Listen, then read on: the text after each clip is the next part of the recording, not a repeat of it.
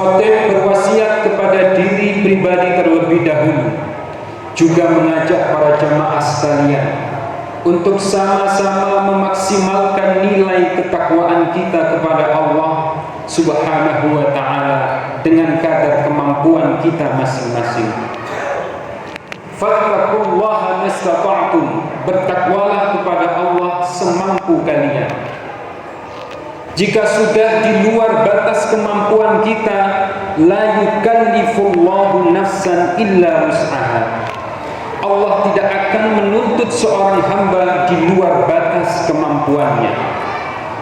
Karena setiap dari kita memiliki kelebihan maupun kekurangannya masing-masing. La tahtakiranna ghairakum fa inna likulli syahsin maziyah. Janganlah meremehkan, merendahkan orang lain, karena setiap kepribadian memiliki keunggulannya masing-masing. Ma'asyiral muslimin wa zumratal mu'minina rahimakumullah. Cukup menjadi manusia seutuhnya sudah mampu menjadi bermoral. Tidak peduli latar belakang lingkungan, tidak peduli latar belakang pendidikan, tidak peduli latar belakang golongan. Hanya perlu sebagai makhluk berakal untuk mengetahui mana pantas, mana tabu, mana baik, mana buruk, mana benar, mana salah. Bahkan manusia diberikan kewenangan untuk memutuskan standar kebaikan secara personal jika menjadikan hati nurani sebagai sumber acuan.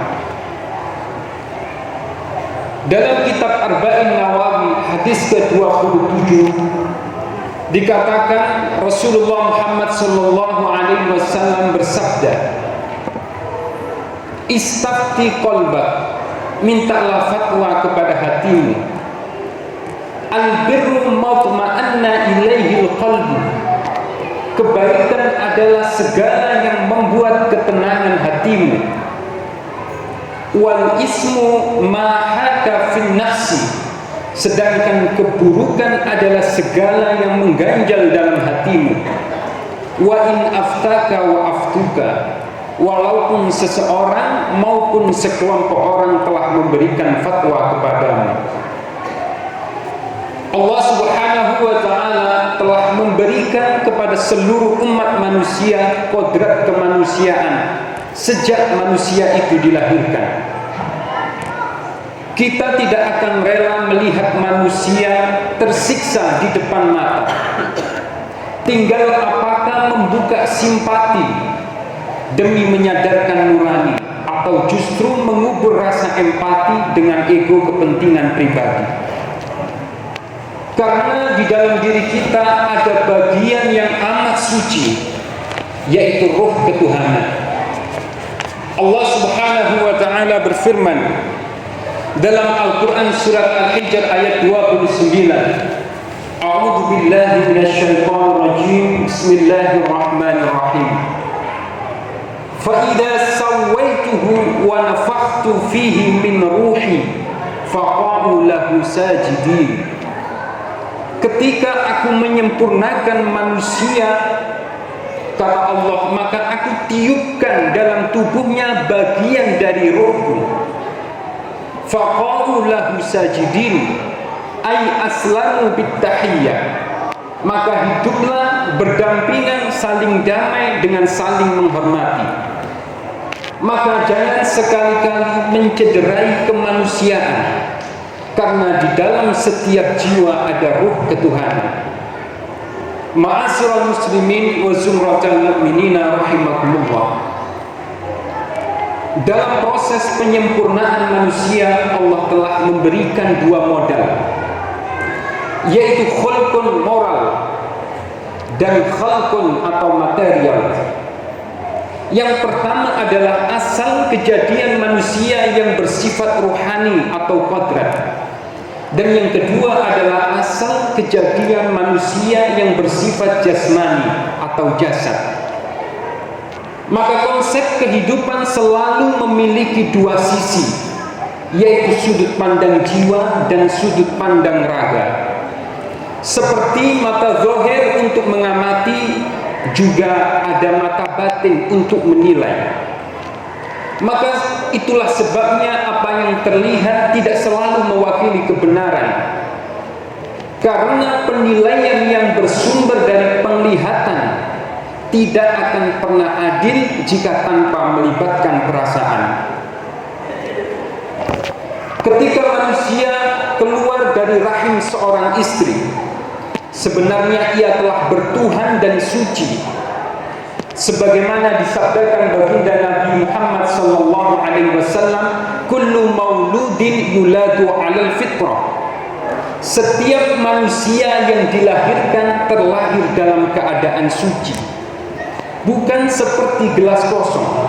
Karena tatkala manusia itu lahir, ia telah membawa naluri pekerti. Inilah yang difirmankan oleh Allah dalam surat Al-Qalam ayat 4. Wa innaka la'ala khuluqin 'adzim. Sesungguhnya engkau membawa etika, perilaku, budi pekerti yang amat agung. Karena sebuah attitude telah ada dalam setiap watak, maka tugas kita adalah merawat untuk menyempurnakan tabiat. Itulah alasan kenapa Rasulullah baginda Nabi diutus untuk menyempurnakan akhlak. Innama bu'istu liutammima makarimal akhlak. Sesungguhnya aku tergugah untuk menyempurnakan akhlak. Ma'asyiral muslimin wa zumratal mu'minina rahimakumullah. Pada hakikatnya manusia mampu mengetahui dengan sendirinya tentang etika kemanusiaan, tentang perilaku kemanusiaan. Sebagaimana insting ayam yang harus mengerami telurnya selama 504 jam. Sebagaimana magnet alam yang tahu kalau ia harus menarik logam. Dan sebagaimana kayu hutan yang sadar kalau harus mengambang. Bukankah cukup membuka hati untuk berlaku empati? Cukup mengukur tolak ukur hukum timbal balik untuk tidak melakukan konflik, dan cukup tidak menjarah kalau marah saat dijajah. Rasulullah Muhammad SAW bersabda, riwayat hadis Imam Baihaqi, khudil amra bitadbir. Ambillah keputusan penuh angan-angan, penuh pikir-pikir, penuh penghayatan. Fa in ra'aita fi 'aqibati khairan famdi. Jika akan berdampak baik maka lanjutkan. Fa in ra'aita fi 'aqibati syarran famsik. Jika akan berdampak buruk maka hentikan. Sebagai penutup pada khutbah Jumat kali ini perlu kita ketahui bahwa kebaikan adalah segala sesuatu yang berangkat dari niat yang tulus untuk melakukan perilaku kemanusiaan, melakukan kemaslahatan tanpa adanya kepentingan, kemudian menjadi perilaku kemanusiaan. Dan wujud perilaku yang baik tentu dikonkretkan, dirasionalkan pada dampak yang baik kepada diri sendiri. Allah Subhanahu wa taala berfirman dalam Al-Qur'an surat Al-Baqarah ayat 195. A'udzu billahi minasyaitonir rajim. Bismillahirrahmanirrahim.